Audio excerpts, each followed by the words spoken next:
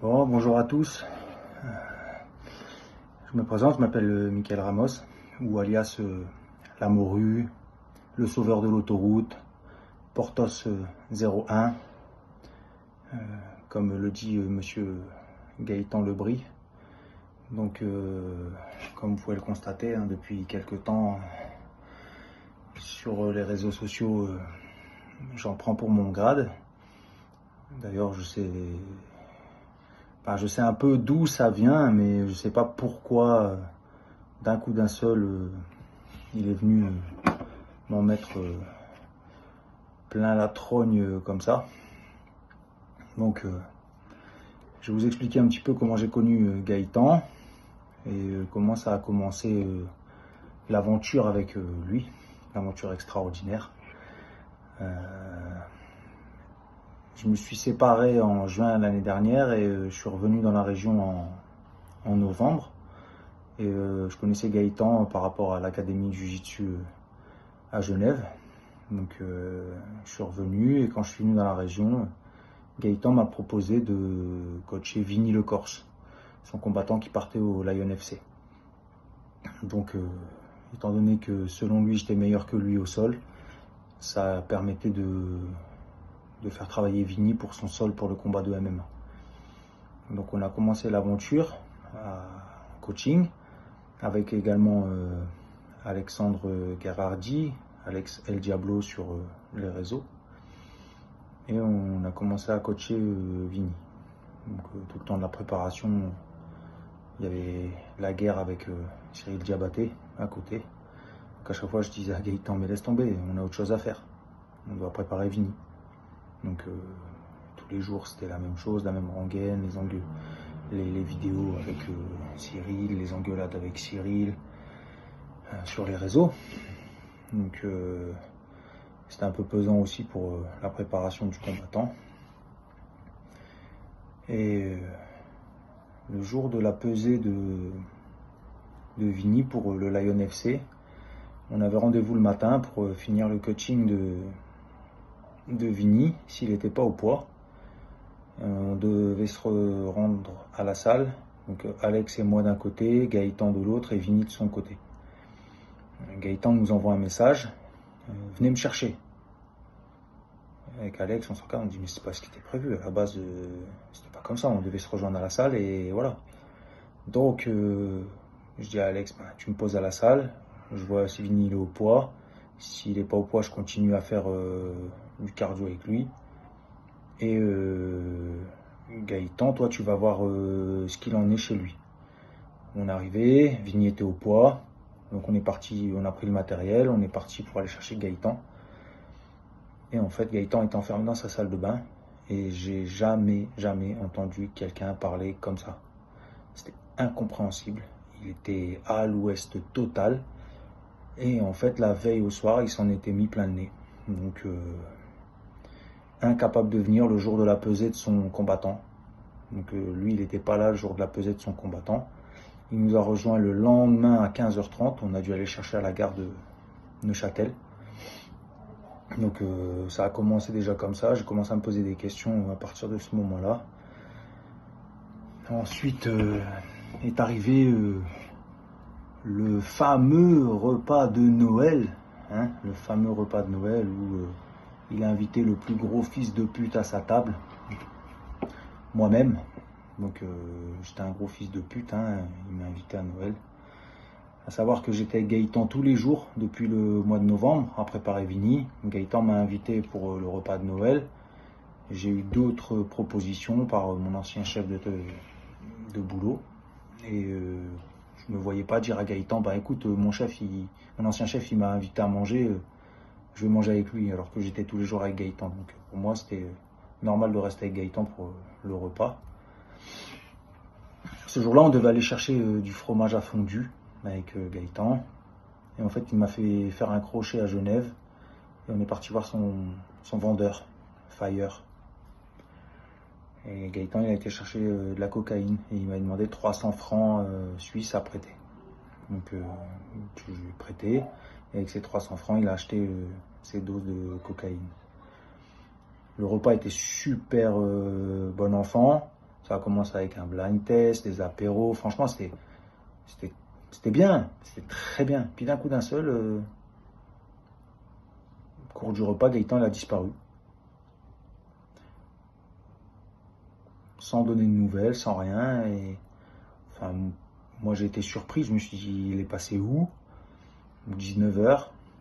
Le temps passe. 20h, 21h, 22h.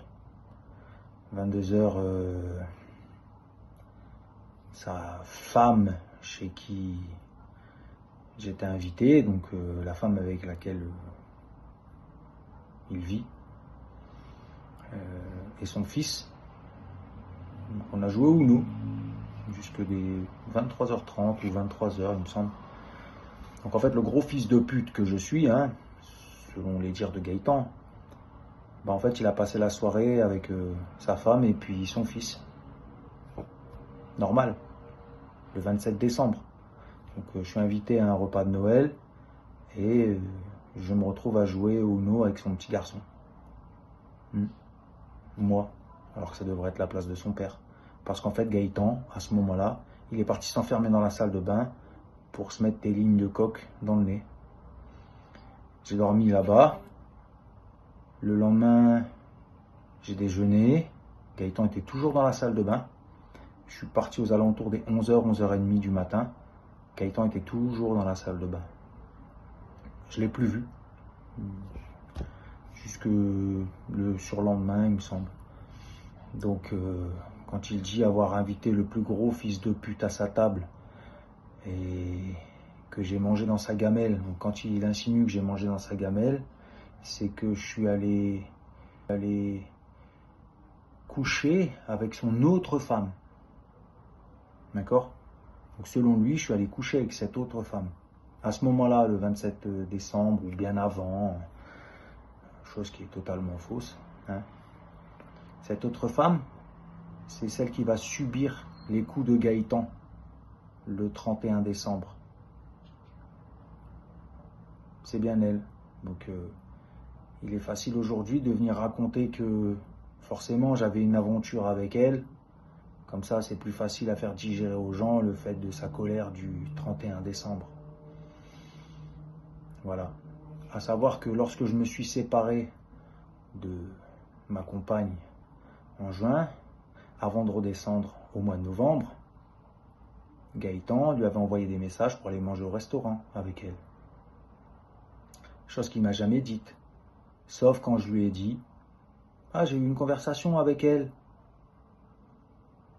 « Ah, mais il fallait que je te dise, je lui avais envoyé des messages pour aller manger au resto avec elle, tu vois, mais rien de... » Bizarre quand même comme comportement, hein, pour quelqu'un de confiance. Moi, le gros fils de pute qui mange dans sa gamelle. Hein, Gaëtan? C'est bien de me salir. C'est très très bien de me salir. C'est très beau. La nuit du 31 décembre, venons-en à cette fameuse nuit. Le sauveur de l'autoroute, en chair et en os. Vous l'avez là, voilà. La morue. Elle est belle celle-là, hein? Elle est belle. En fait, ce soir-là, je devais aller rejoindre Gaëtan et cette femme en boîte de nuit. C'était le programme prévu après ma soirée de travail. Je travaillais ce soir-là. Donc, je devais les rejoindre à cette soirée. Le matin même, cette personne, hein, jetait son nom parce que c'est ce qu'elle a demandé depuis le début de cette histoire, au mois de janvier. Donc, on respectera son choix, sauf que Gaëtan ne l'a jamais fait. Donc cette personne est passée à la salle pour annoncer à Gaëtan qu'elle ne viendrait pas au repas que Gaëtan organisait pour elle le soir même et qu'elle n'irait pas à la soirée en boîte de nuit avec lui. Quand elle lui a annoncé ça, il a littéralement pété les plombs. Il a pris sa tasse de café, il l'a jetée sur le sol La tasse a explosé, du café partout dans le couloir. Ils étaient au niveau des escaliers. Et Gaëtan, il est parti. Où? Nous, on n'en sait rien. Il est rentré, il a pris sa veste et il est parti comme un furieux. Moi, je lui ai dit, ça va? Ben, je veux pas parler. Et il est parti. Donc, il est parti. Je suis sorti de la salle pour voir cette femme et discuter avec elle. Et ce matin-là, elle m'a dit, j'ai peur de lui, Mika. J'ai peur qu'il me fasse du mal, j'ai peur qu'il s'en prenne à moi. J'ai peur pour ma vie. Et c'est à partir de ce moment-là que je me suis senti et je me sens encore coupable aujourd'hui. Parce que quand elle m'a dit ça, je lui ai dit, écoute, j'ai vu Gaëtan anéanti, je l'ai vu pleurer pour toi. Et t'es la dernière personne à qui il fera du mal. T'es la dernière personne à qui il va toucher, il va faire du mal. C'est pas possible, c'est pas possible. Il peut pas te faire du mal, c'est impossible. C'est vraiment, je mentirais si je disais qu'il n'était pas amoureux d'elle, parce que ça serait vraiment moche de ma part de mentir là-dessus. Mais je m'attendais pas à ce qui se passe ce soir-là en fait. Si j'avais eu le moindre doute, je lui aurais dit de partir. Je lui aurais dit de partir. Donc j'ai fait ma soirée de travail et à la fin de ma soirée de travail, il m'envoyait des vidéos, comme quoi la soirée se déroulait relativement bien, tout allait bien. Ils sont partis dans cette fameuse boîte. Arrivé là-bas, cette femme me contacte en me disant, voilà, t'en es où? Gaëtan, il est un peu chaud, il a pas mal bu. Je dis, écoute, je viens de déposer la voiture au bureau. Je rentre me changer à la maison et je vous rejoins. Donc le temps de prendre la route, à savoir que mon lieu de travail c'est à Lausanne et la boîte de nuit est à Genève. Donc il y a environ 50 minutes à peu près pour aller jusque là-bas. Et il fallait que je repasse à la maison pour me changer. Donc en fait j'avais une bonne heure 20 pour arriver sur place. Donc sur la route, je prends la route et après qu'elle m'ait appelé pour me dire que Gaëtan était bien chaud, je sais pas, 20 minutes à peu près, peut-être après, elle m'appelle, elle me dit laisse tomber, en fait Gaëtan il s'est battu dans la boîte, on s'en va, on rentre à la maison. Moi je dis puisque c'est comme ça, je vais aller direct à la maison en fait. Je rentre, je vais me changer et puis je vais me coucher. Je viens de faire ma soirée de boulot, je vais me coucher, il n'y a pas de souci. Ouais, moins de 10 minutes après, elle me rappelle, elle me dit oui, il a pété les plombs, il a tiré le volant sur l'autoroute, on est sur une aire de service, je sais pas ce qu'il fait, il est sorti de la voiture, il s'en va au niveau de la glissière d'autoroute, je sais pas ce qu'il fait. J'ai écoute, je sais à peu près sur quelle aire de service vous êtes. Dis-lui de monter dans la voiture. Vous sortez à la première sortie possible et vous mettez en ville, tu restes stationné là, j'arrive, je vous rejoins. Et après, s'il faut qu'il monte dans la voiture avec moi, il montera dans la voiture avec moi. Donc elle me dit ok, elle l'appelle.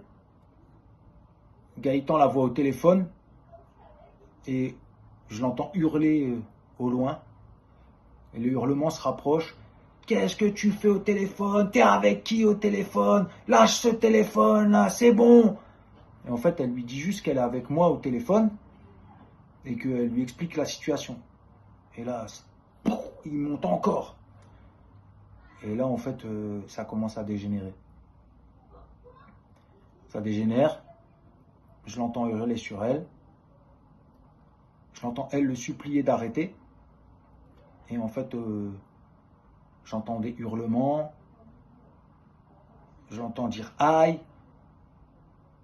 Mais me frappe plus. Enfin, c'est inimaginable. J'ai entendu des cris, des hurlements. Je l'ai entendu le supplier d'arrêter. Il a frappé. Il l'a tabassé, parce que c'est un tabassage en bonne et due forme. Les fronts kick en pleine tête. Il l'a tiré par les cheveux. Il a voulu la forcer la sortir de la voiture.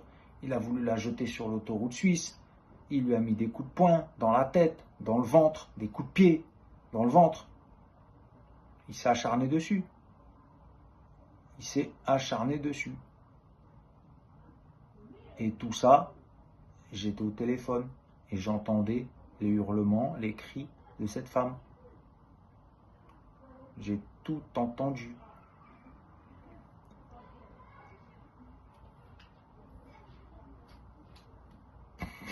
Tout le long de la route, je me suis dit, mais merde, sur quoi je vais tomber?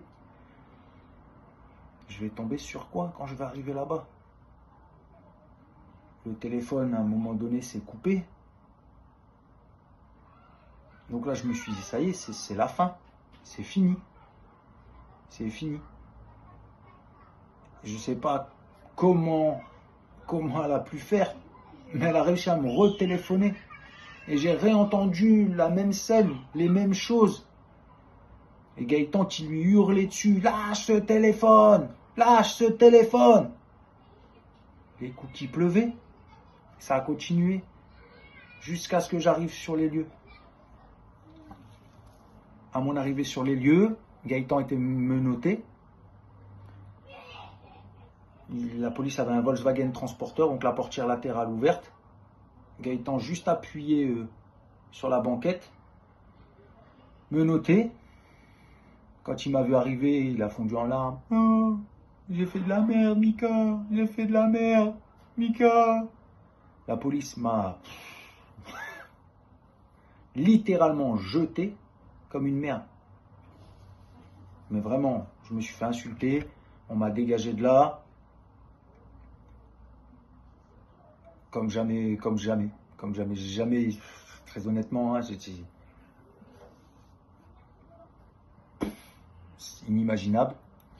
Même si j'ai expliqué à la police que c'était cette personne qui m'avait appelé à l'aide, que j'avais tout entendu, ils n'ont rien voulu savoir, ils m'ont dit ouvertement, casse-toi, tu dégages d'ici, t'as rien à foutre là. Je me suis fait pousser 3 fois, 4 fois. Je dis, monsieur, c'est madame qui m'a appelé. C'est madame qui m'a appelé au téléphone. J'arrive de Lausanne, madame m'a appelé. Ils n'ont rien voulu savoir. Ils m'ont littéralement dégagé des lieux. J'ai repris la voiture, je suis parti. Elle m'a vu, elle m'a fait signe. J'étais rassuré parce que je l'ai vue debout. J'ai vu qu'elle était vivante. Parce qu'à un moment donné, je me suis dit qu'il aurait pu la tuer. Combattant, selon lui, de bare-knuckle, de MMA. Il est tout de même ceinture violette de jiu-jitsu brésilien. À un moment donné, ça reste une femme face à un homme qui s'entraîne, qui prend des amphétamines, de la cocaïne, des stéroïdes, sous alcool. Ce soir-là, le cocktail, hein. Voilà, ce soir-là, le cocktail, il est magnifique pour les neurones, magnifique pour le physique. Je suis parti. On a eu des nouvelles de cette personne le lendemain. Et c'est Alexandre qui a été la conduire le 1er de l'an à l'hôpital.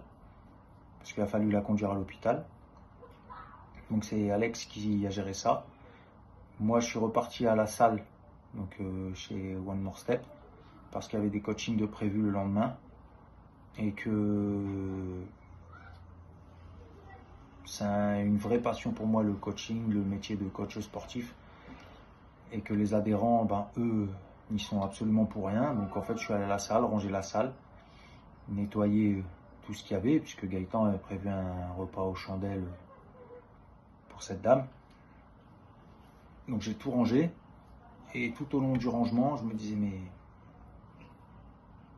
ça va de tes valeurs, Mika. C'est parce que ton père et ta mère, ils t'ont inculqué. On ne frappe pas une femme. Et je me disais, tu peux pas rester là. Tu peux pas rester là, tu peux pas continuer, c'est pas possible en fait. Tu vas pas faire ça.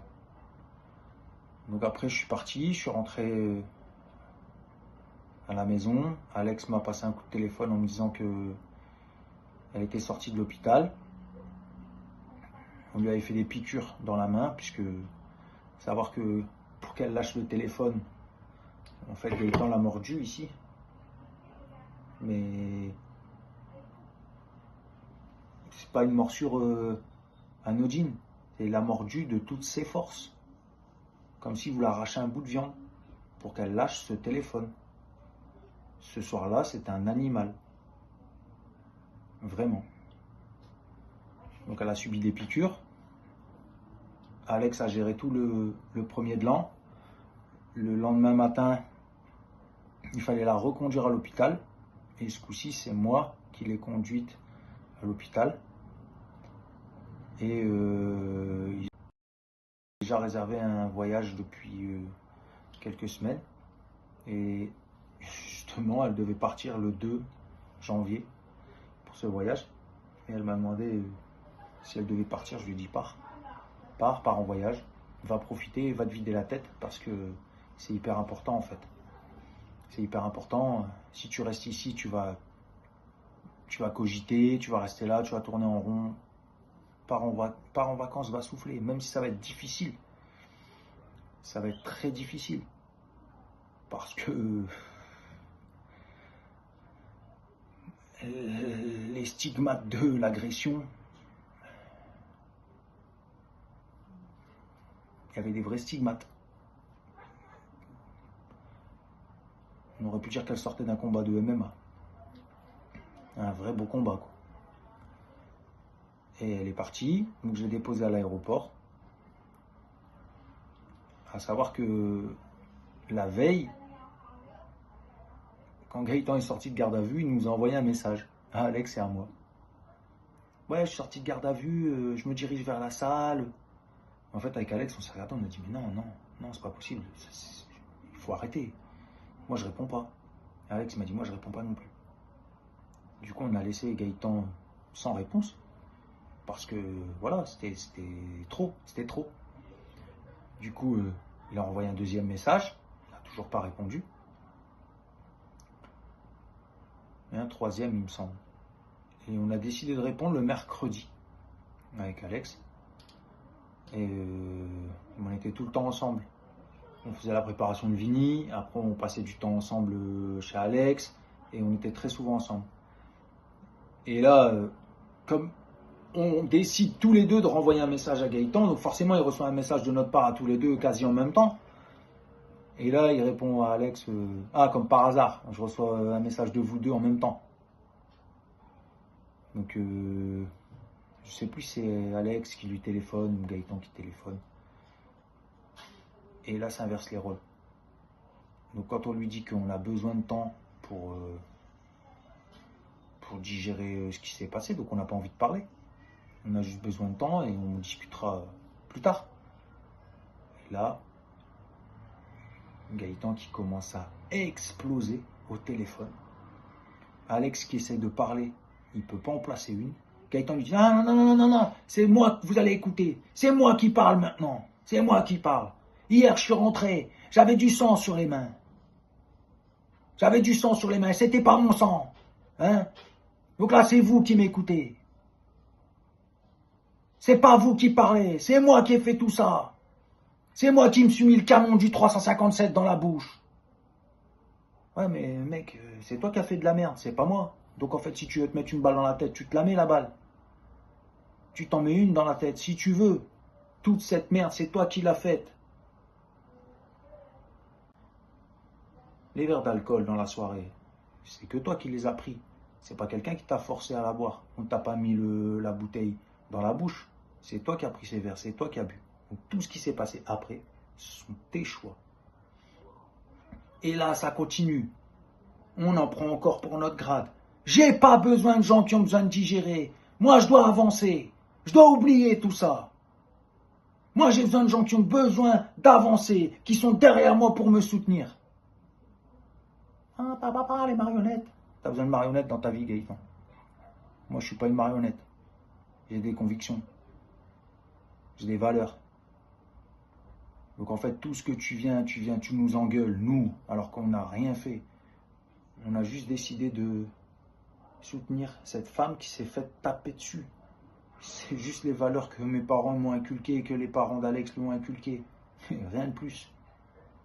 Si les autres veulent te suivre parce que tu leur as raconté ta version des faits, c'est très bien, tant mieux pour toi. Mais viens pas nous salir après. Et donc après ça, on a décidé de couper court, de laisser les choses se faire et de ne pas aller plus loin. C'est resté très correct. On a raccroché et après j'ai envoyé un message à Gaëtan très correct en lui disant voilà, moi je passe à autre chose, je récupère mon matériel qui est dans la salle et c'est tout. Depuis le mois de janvier, j'ai été silencieux. J'ai jamais rien dit. J'ai jamais insulté personne. J'ai jamais divulgué quoi que ce soit. Aujourd'hui, je me fais salir sur les réseaux sociaux en venant dire que j'ai été baisé avec cette femme, que j'avais une aventure dans ton dos, que... Rien du tout. Moi, j'ai des valeurs. Je sais que je suis droit dans mes pompes. Toi, par contre, tu l'es absolument pas. Absolument pas. Et tu le sais aussi bien que moi. Il faut savoir que Gaëtan, au début de la séparation avec cette personne, il a pleuré. Devant moi, il a pleuré. Devant Alex, il a pleuré. L'après-midi même, il était en train de baiser une autre femme dans sa salle.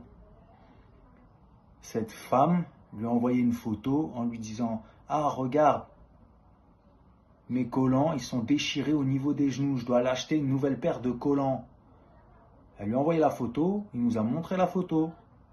Et il en rigolait.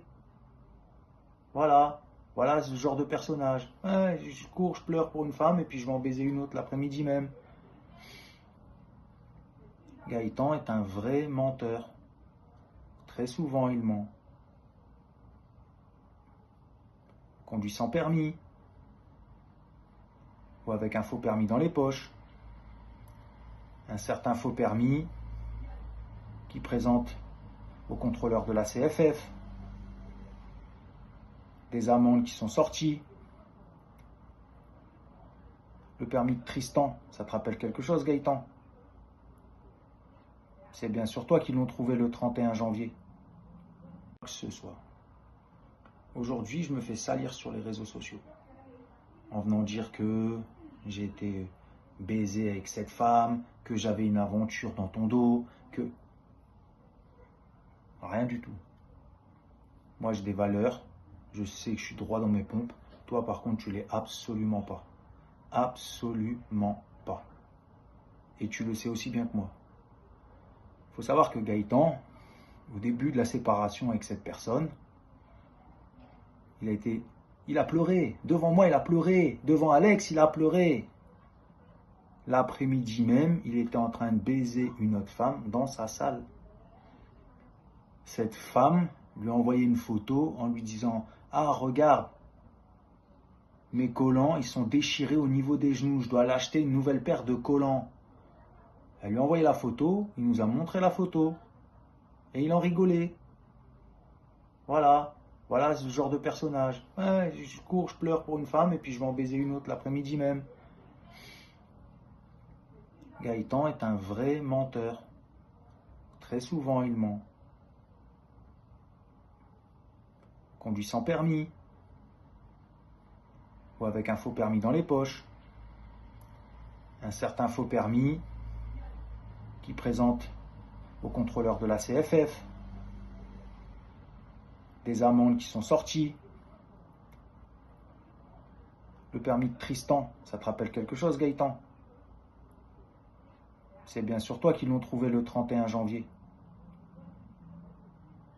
Il a bien reçu des amendes après sa mort. Il faut m'expliquer comment un mort peut recevoir des amendes et comment toi, tu peux te retrouver avec le permis qui a été présenté pour ces mêmes amendes. Tu nous as bien dit que quand tu te faisais contrôler, tu présentais un faux permis. À plusieurs reprises, tu me l'as dit. À plusieurs reprises, tu me l'as dit. J'invente rien, c'est toi qui l'as dit. Combien de fois t'es venu au volant du 4x4 sans le permis, avec une bière à la main? Combien de fois?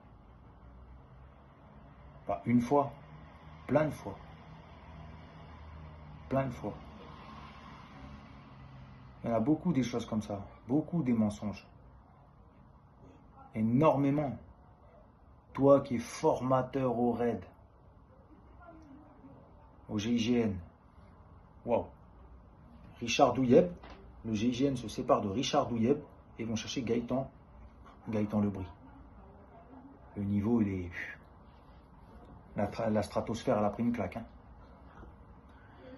Ouais. C'est bien triste de mentir. Ton agression sur les 2 flics suisses, le soir du 31 janvier. 2 personnes dépositaires de l'autorité publique à qui tu aurais cassé la mâchoire. Violence aggravée sur personnes dépositaires de l'autorité publique. On l'a vu lors des Gilets jaunes. Vous vous souvenez de ce grand boxeur qui a mis une patate à un gendarme, qui a fait 4 mois de prison? Gaëtan, il en frappe 2, plus une femme. Le même soir, il sort de garde à vue. Je sais pas comment il fait. T'es un magicien. T'es un vrai magicien. Tu formes personne, ni au RAID, ni à la surveillance, ni à l'escorte du président de la République. Personne. Personne, personne, personne. Ton niveau en boxe et au sol, il est tellement éclaté que tu formes personne. Et toi et moi, on le sait. Après, peut-être que tu te réveilles. Peut-être que tu te réveilles. Donc les menaces à gogo sur ma personne, sur Cyril Diabaté, sur le frère de Tristan, sur Alex, Robinho, Victor, et j'en passe. Et j'en passe. C'est tout ce que tu sais faire. Parler, parler, parler, parler. On habite à moins de 20 minutes, toi et moi. Moins de 20 minutes. T'es venu manger chez Alex. T'es venu manger chez Alex. Tu sais où il habite. Tu l'as menacé. On t'a jamais vu en bas. Tu sais où j'habite. J'habite à Gex. T'es venu visiter un appartement à 30 mètres de chez moi. 30 mètres à pied. Je t'ai pas vu. Je t'ai pas vu. Je me cache pas. Je me cache pas. Je m'entraîne dehors. Je vais courir. Je me cache pas. Gaëtan, il n'y a que les montagnes qui se rencontrent pas. J'ai qu'une hâte. J'ai qu'une hâte. C'est que toi et moi, on se voit. On se voit. Tu sais où j'habite. Tu diras à tout le monde que tu peux pas venir, t'as pas le permis. Prends ta trottinette. Ah non, c'est vrai, t'as eu un accident de trottinette. Bah prends le bus. Prends le bus, mec.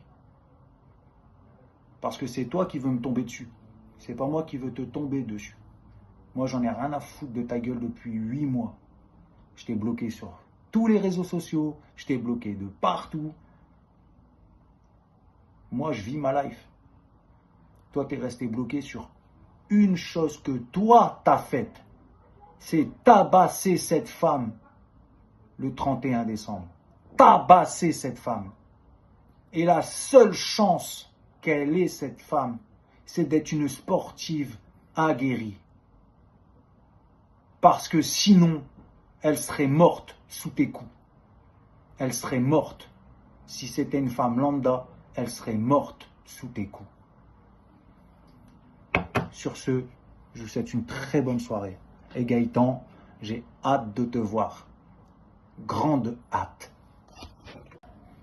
C'est comme cette histoire de 357 Magnum que tu as menacé de te mettre dans la bouche pour te mettre une balle dans la tête quand tu as fait ce que tu as fait le 31. Mais tu vas menacer qui après? Tu vas encore menacer des gens de le sortir là avec ta boîte à empreintes digitale? Combien de fois tu nous as dit, de toute façon, moi j'ai le 357 à la maison.